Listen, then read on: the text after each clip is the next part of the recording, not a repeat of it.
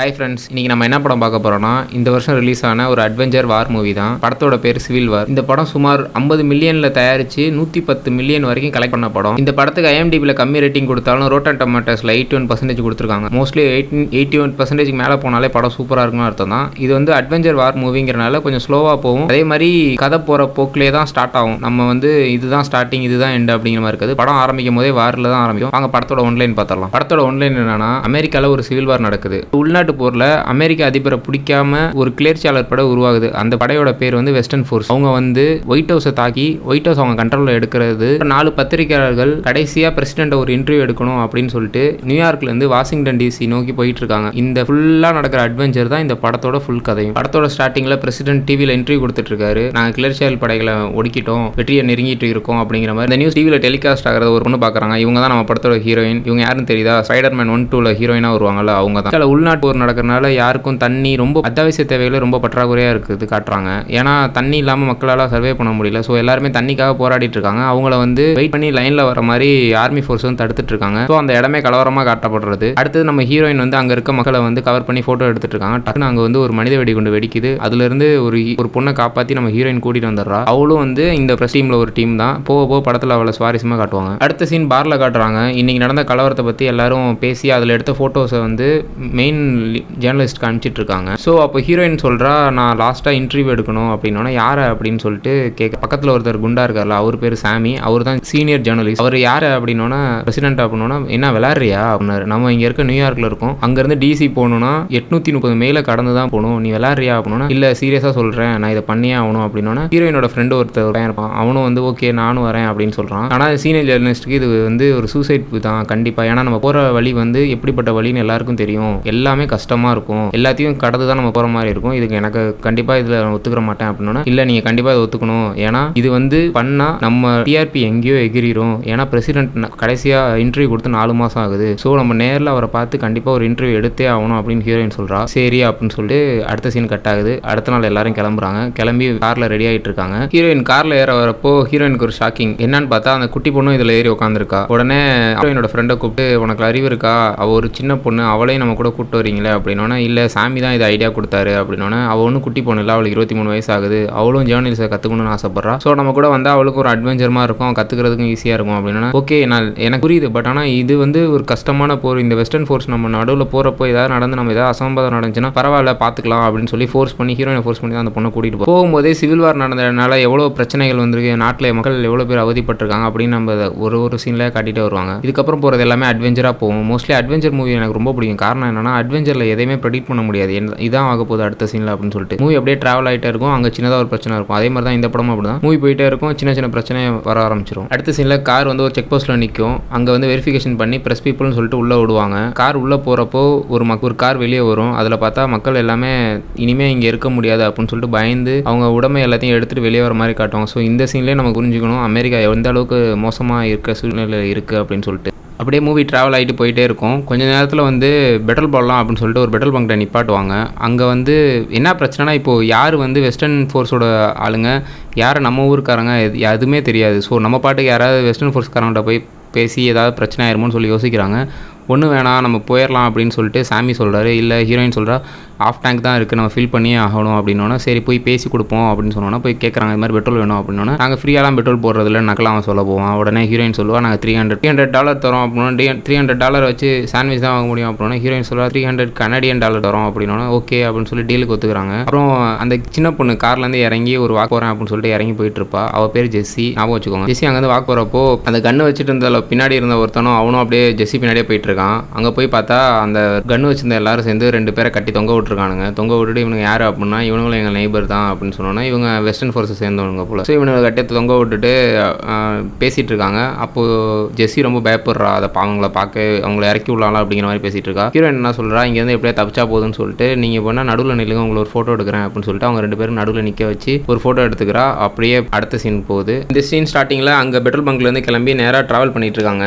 Travel பண்ணி போயிட்டு இருக்கப்போ ஜெஸ்ஸி அழுதுகிட்டே வரா. ஜெஸ்ஸி அழுதுகிட்டே வந்துட்டு இருக்கப்போ ஜெஸ்ஸி மைண்டை மாற்றணும் அப்படின்னு சொல்லிட்டு போகிற வழியில் சீனில் ஒரு வார் சீன் ஒன்று இருக்குது. அந்த வார் சீன் வந்து கொஞ்சம் கொடூரமாக இருக்குது. எப்படின்னா ஹெலிகாப்டர் ஒன்று பிளாஸ்ட் ஆகி கிடக்கு, மக்கள் எல்லாம் விழுந்து போய் செத்து கிடக்குறாங்க. ஸோ இதை வந்து இந்த ஹெலிகாப்டரை வந்து ஃபோட்டோ எடுத்தால் கொஞ்சம் ஜெஸ்ஸியோட மைண்ட் மாறும் அப்படின்னா இது நல்ல லொக்கேஷன், இங்கேருந்து ஃபோட்டோ எடுக்க கற்றுக்கோ அப்படிங்கிற மாதிரி சொல்லி ஜெஸ்ஸியை ஃபோட்டோ எடுக்க வச்சு மைண்டை மாற்றிட்டு இருக்கா ஹீரோயின். அதுக்கு பக்கத்தில் கேம்ப் அமைச்சு அங்கேயே தங்கிடுறாங்க அன்றைக்கி நைட்டு. பேக்ரவுண்டில் 578 மைல்ஸ் இன்னும் இருக்குது அப்படிங்கிற மாதிரி காட்டுறாங்க. ஸோ இன்னும் அவங்க டிசியை நெருங்கல. டிசியில் பாதி தூரம் தான், 300 கிலோமீட்டர் தான் ட்ராவல் பண்ணிட்டு வந்திருக்காங்க. இன்னும் 500 கிலோமீட்டர் இருக்குது டிசி போய் சேர்றது. அடுத்த நாள் காலையில் விடியுது, ஒரு வார் சீனை காட்டுறாங்க. இதில் என்னன்னா கிளர்ச்சியாளர் படைகளுக்கும் ஆர்மிக்கும் ஒரு பெரிய ஃபைட் நடந்துட்டு இருக்கு. இதில் வந்து பிரஸ் பீப்புளான இவங்க வந்து அங்கே நடக்கிற ஃபைட்டை வந்து ஃபுல்லாக கவர் பண்ணிட்டு இருக்காங்க. இவங்க அன்யூனிஃபார்மில் இருக்க ஒரு கிளர்ச்சியாளர் படையா இல்லை இவங்க வந்து ஆர்மி ஃபோர்ஸா அப்படின்னு தெரியாது. அங்கிட்டு இருக்கவங்க ஆர்மி ட்ரெஸ் போட்டிருப்பாங்க. இதுதான் பெரிய கன்ஃபியூஷனாக இருக்குது இந்த படம் ஃபுல்லாகவே. இவங்களுக்கு சப்போர்ட் பண்ணுறாங்களா இல்லை அவங்களுக்கு சப்போர்ட் பண்ணுறாங்களா அப்படிங்கிற மாதிரியே இருக்கும். நேராக ஃபோட்டோ எடுத்துட்டு இருப்பாங்க. ஃபோட்டோ எடுத்துட்டு ஒரு சீனுக்காக போவாங்க. ஒரு இடத்துல ஃபோட்டோ எடுத்துட்டு சீன் அங்கேருந்து நகர்ந்து அடுத்த சீனில் வெஸ்ட் வெர்ஜினியா நோக்கி போயிட்டு இருக்காங்க. இங்கே வந்து ஒரு கேம்புக்குள்ளே என்டர் ஆகிறாங்க. அங்கே கேம்பில் இருக்கவங்கள்ட்ட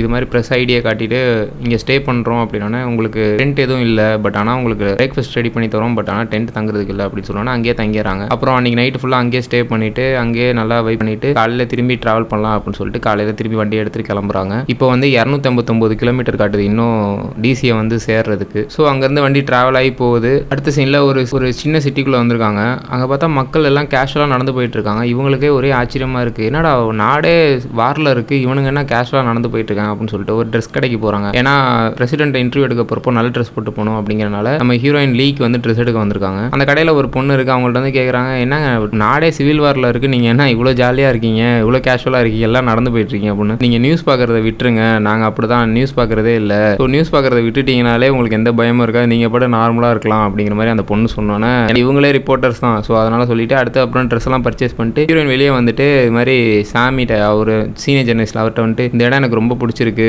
இங்கே இருக்கும்போது நான் எல்லாத்தையும் மறந்துடுறேன் அப்படின்னு. அப்படி மட்டும் தப்பாக நினச்சிக்காத, இந்த சிகரெட்டை பிடிக்கிற மாதிரி அப்படியே லைட்டாக மேலே பாரு அப்படின்னு சொன்னோன்னா மேலே பார்த்தா 2 வெஸ்டர்ன் ஃபோர்ஸ் கிளர்ச்சியாளர்கள் கன்னோட அங்கே நிற்கிறானுங்க. ஏன்னா அவங்களுக்கு இன்ஃபர்மேஷன் வந்துருச்சு யாரோ ஊருக்குள்ளே புதுசாக வந்திருக்காங்க அப்படிங்கிற மாதிரி. சீன் அங்கேருந்து நகருது. அப்புறம் ட்ராவல் பண்ணிட்டு போயிட்டே இருக்காங்க. போயிட்டே இருக்கப்போ ஒரு இடத்துல வந்து விண்டர்லேண்ட் அப்படின்னு சொல்லிட்டு ஒரு இடத்துல நிப்பாட்டுறாங்க. ஏன் நிப்பாட்டுறாங்கன்னு பார்த்தா ஃப்ரண்ட்டில் ஒரு சோல்ஜர் அடிபட்டு கீழே கிடக்குறான். ஸோ இவங்க பயந்துட்டு நிப்பாட்டுறாங்க. போகலாமா வேணாமா, இதை ட்ராவல் பண்ணி போகலாமா அப்படின்னு சொல்லி வெயிட் பண்ணிட்டே இருக்காங்க. சரி போகலாம் அப்படின்னு சொல்லிட்டு வண்டியை கரெக்டாக மூவ் பண்ணுறப்போ கன் ஷாட் ஆகுது. டக்குன்னு எல்லாரும் கீழே குதிச்சு ஒரு இடத்துல வந்து பதுங்கிக்கிறாங்க. பதுங்கிட்டு பார்த்தா ஆல்ரெடி அங்கே 2 ஸ்னைப்பர்ஸ் வந்து ஸ்னைப்பர் ட்ரெஸ் போட்டுட்டு படுத்து கிடக்குறாங்க. அவங்கள்ட்ட கேட்குறப்போ ஏன் இப்படி படுத்துருக்கீங்க, என்ன ஆச்சு அப்படின்னா எங்களுக்கே தெரியல யார் சொல்கிறான்னு, நாங்களும் பதிலுக்கு உட்காந்துருக்கோம், ரொம்ப நேரமாக அந்த பர்சன் தெரியல, ஸ்னைப்பரில் மாட்டினானா அவனை போட்டு தள்ள தான் இருக்கும் அப்படின்னா ஹீரோயின் ஃப்ரெண்டு அந்த ஸ்னைப்பர்கிட்ட கேட்பான், நீங்கள் வெஸ்டர்ன் ஃபோர்ஸ்க்காக ஒர்க் பண்ணுறீங்களா, உங்களுக்கு யார் ஆர்டர் கொடுத்தா அப்படின்னு. எங்களுக்கு யாரும் எந்த ஆர்டரும் கொடுக்கல, அவனுங்க எங்களை சுட்ட பார்த்தானுங்க, நாங்கள் திரும்பி அவனுங்களை சுட பார்க்குறோம் அவ்வளோதான் அப்படின்னு சொல்லுவான். ஸ்னைப்பர் ஆப்போசிட் சைட்லேருந்து சுட்டுட்டு இருந்த அவனை போட்டு தள்ளிடுவாங்க. போட்டு தள்ளோன்னா அங்கேருந்து கிளம்ப ஆரம்பிச்சிருவாங்க. நம்ம டோட்டல் ப்ளஸ் கார் மூவ் ஆகிட்டே இருக்கும். இப்போ வந்து ஹீரோயின் ஃப்ரெண்டு தான் ட்ரைவ் பண்ணாமல் அவன் தூங்க ஆரம்பிச்சிருவான். ஹீரோயின் ட்ரைவ் பண்ணிட்டு வருவா. ஹீரோயின் வந்து மிரரில் நோட் பண்ணுவா, ஒரு கார் நம்மளை வேகமாக ஃபாலோ பண்ணிகிட்டே வருது அப்படின்னு சொல்லிட்டு அவளுக்கு யோசனையாகவே இருக்கும், யார் ஃபாலோ பண்ணா அப்படின்னா நம்ம சீனியர் ஜெர்னலிஸ்ட் சாமியை எழுப்பி இது மாதிரி ஒரு கார் ஃபாலோ பண்ணிட்டே வருது, என்ன பண்ணலாம் அப்படின்னா நீ எதுவும் பண்ணாத, அப்படியே ஸ்லோவாக போ, ஏன்னா நமக்கே பயமாக இருக்கும் என்ன ஆக போதோ அப்படிங்கிற மாதிரி. இல்லை நீ எதுவும் பண்ண வேணாம், அப்படியே நார்மலாக போயிட்டே பார்த்துக்கலாம் அப்படின்னு சொன்னோன்னா கார் பக்கத்தில் வரும். பக்கத்தில் வந்து நெருங்கும் போது டக்குன்னு பார்த்தா அவங்க வந்து ஃபர்ஸ்ட் சீனில் அந்த மனித வெடிகுண்டு நடக்கும்ல, அங்கே வந்து மீட் பண்ணியிருந்திருப்பாங்க. இவங்களும் ஒரு ப்ரெஸ் பீப்புள் தான், இவங்க வெளிநாட்டு ஜெர்னலிஸ்ட், இவங்க வந்து மீட் பண்ணியிருப்பாங்க. ஸோ எல்லாருக்கும் ஒரு நிமிஷம் அள்ளு விட்டுரும். கடைசியில் பார்த்தா இவனுக்கு சர்ப்ரைஸ் பண்ணுறதுக்காண்டி இப்படி வேகமாக ஓட்டிட்டு வந்திருப்பாங்க. ஆனால் அப்போ தான் அள்ளு விடும் அப்படின்னு சொல்லிட்டு உடனே நம்ம ஹீரோயின் கேட்பா, யார் உங்கள்கிட்ட சொன்னால் நாங்கள் டிசி போகிறோம் அப்படின்னு.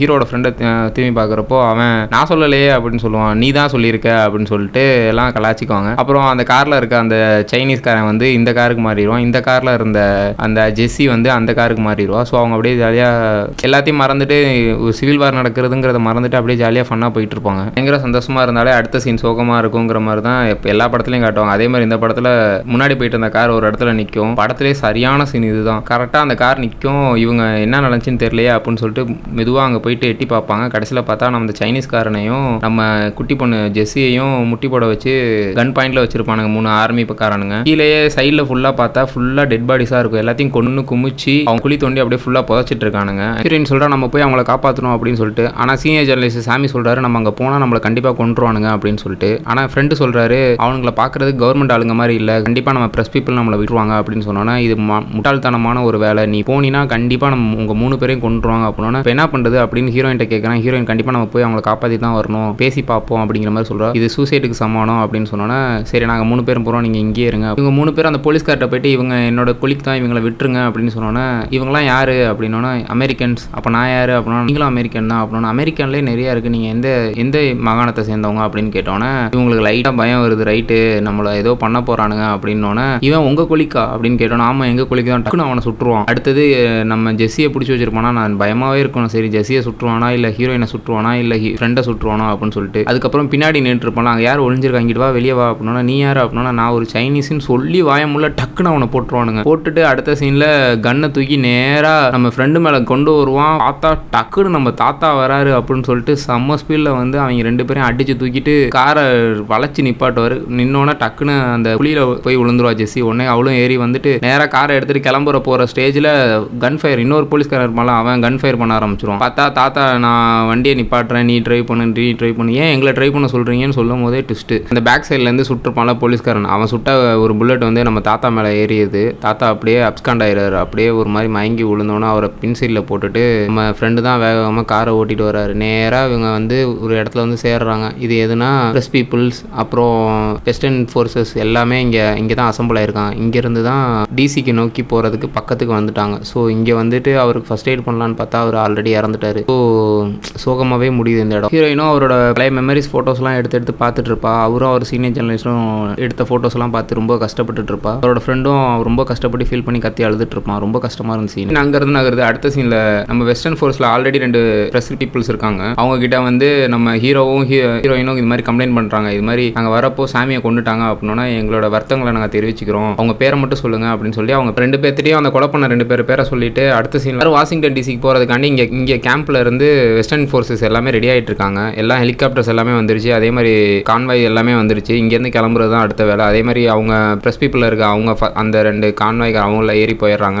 அடுத்து நம்ம 3 பேர், நம்ம ஹீரோவோட ஃப்ரெண்டு அப்புறம் ஜெஸ்ஸி 3 பேரும் வாஷிங்டன் டிசிக்கு ஒரு வழியாக வந்து அடைஞ்சிட்டாங்க. இனிமேல் நடக்கிறது எல்லாமே போர் மூலமாக இருக்கும். நம்ம வெஸ்டர்ன் ஃபோர்ஸுக்கும் கவர்மெண்ட் ஃபோர்ஸுக்கும் ஏகப்பட்ட சண்டை நடக்கும். இந்த சண்டை பயங்கரமாக ஒரு 20 நிமிஷம் நீடிக்கும். நான் முடிஞ்ச அளவுக்கு உங்களுக்கு கட் பண்ணி காட்டுறேன். அதுக்கப்புறம் ஒரு வழியாக ஒரு இடத்துக்காக முன்னேறி போயிட்டு இருப்பான். இவங்க வந்து எல்லா இடத்துலையும் போகிற இடத்துல எல்லா இடத்துலையும் ஃபோட்டோ எடுக்கிறது மட்டும்தான் இவங்க கான்சன்ட்ரேஷன் ஃபுல்லாகவே இருக்கும். ஏன்னா இவங்களுக்கு வந்து ஒரு அத்தாச்சி வேணும், எங்கெங்கே போகணும் அப்படின்னு கொஞ்சமாக முன்னேறி வந்துட்டே இருக்காங்க. இப்போ இவங்க எங்கே முன்னேறி போயிட்டு இருக்காங்கன்னா ஒயிட் ஹவுஸ் போகிறாங்க. ஒயிட் ஹவுஸில் தான் பிரசிடென்ட் இருப்பார். ஸோ அவர் அங்கேருந்து தூக்கணும். அதுக்கு தான் வந்து முன்னேறி போயிட்டு இருக்காங்க. ஒரு வழியாக ஒயிட் ஹவுஸ் வாசல் வரைக்கும் வந்துருவாங்க. வாசல்கிட்ட வந்து அங்கே இருக்க கான்வாய் 2 ஆப்போசிட்டில் இருக்க டீம் வந்து சுட்டு தொலைஞ்சிரும். என்னடா பண்ணுறதுன்னு காத்துட்டே இருக்கப்போ நல்ல விதமாக ஆர்மி பேட்டல் மெயின் டேங்க் உள்ளே வந்துடும். அது வந்துச்சுன்னா ஒன்றுமே பண்ண முடியாதுல்ல. ஸோ அது உள்ளே வந்தோன்னா அந்த என்ட்ரன்ஸில் இருக்க 2 போலீஸ் கன்வாய் இருக்கிற இடத்துலையும் சுட்டு அவங்கள உள்ள காலி பண்ணிட்டு ஒரு வழியாக ஒயிட் ஹவுஸ்க்குள்ளே என்டர் ஆகிறாங்க. ஒயிட் ஹவுஸ்க்குள்ளே என்டர் ஆகும் போதே அங்கே உள்ளேருந்து நம்ம கேமரா காட்டுறப்போ அங்கே 3 கார் ரெடி ஆகிட்டு இருக்கும். ஸோ எல்லாரும் என்ன நினைக்கிறாங்க, பிரசிடென்ட் அங்கேருந்து தப்பிச்சு வராரு அப்படின்னா அந்த 3 காரும் வெளியே வரும். 3 காரையும் வளைச்சு சுடுவாங்க. வெளியே வர எல்லாத்தையும் கண்மூடித்தனமாக சுட்டு கொண்டுட்டு இருப்பாங்க. ஆனால் நம்ம ஹீரோயினுக்கு ஒரு ஸ்பார்க் அடிக்கும். பிரசிடென்ட் உள்ள தான் இருக்காரு, நம்ம பிரசிடென்ட்டை போய் எப்படியாவது இன்டர்வியூ எடுக்கணும்னு சொல்லிட்டு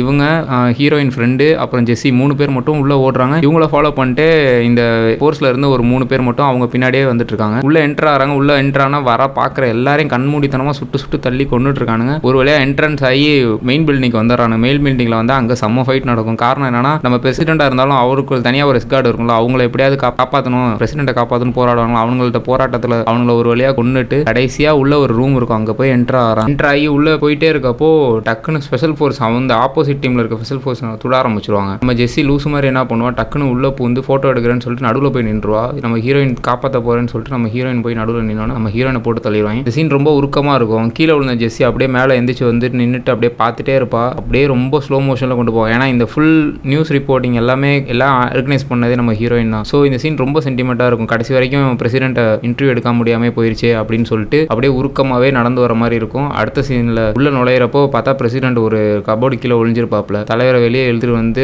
ஒரு நிமிஷம் இருங்கன்னு ஃப்ரெண்டுக்காரன் சொல்லிட்டு டப்புன்னு போட ஆரம்பிச்சிருவாங்க. அதை ஜெஸ்ஸி ஃபோட்டோ எடுப்பா. அதோட இந்த படத்தை முடிச்சு. இந்த படம் எனக்கு பிடிக்கிறதுக்கு காரணம் என்னன்னா, எப்போவுமே ஒரு சர்வைவல் மூவியில் போனால் ஒயிட் ஹவுஸில் ஒரு பிரச்சனை நடக்கும், ஒரு தீவிரவாதிகள் நுழைவாங்க, அதை வந்து நம்ம ஆர்மி ஃபோர்ஸ் வந்து காப்பாற்றி தீவிரவாதியை கொன்று பிரசிடென்ட்டை காப்பாற்றுறது தான் எப்பயுமே கதையாக இருக்கும். இந்த கதை வந்து டிஃப்ரெண்ட்டாக இருக்கும். ஆர்மி ஃபோர்ஸ் உள்ள நுழைஞ்சு நம்ம பிரசிடென்ட்டை போடுறது முத ஒரு டிஃப்ரெண்ட்டான ஒரு கான்செப்ட். இதோட இந்த படம் முடிஞ்சு இன்னொரு நல்ல படத்தில் உங்களுக்கு சந்திக்கிறேன். பாய்.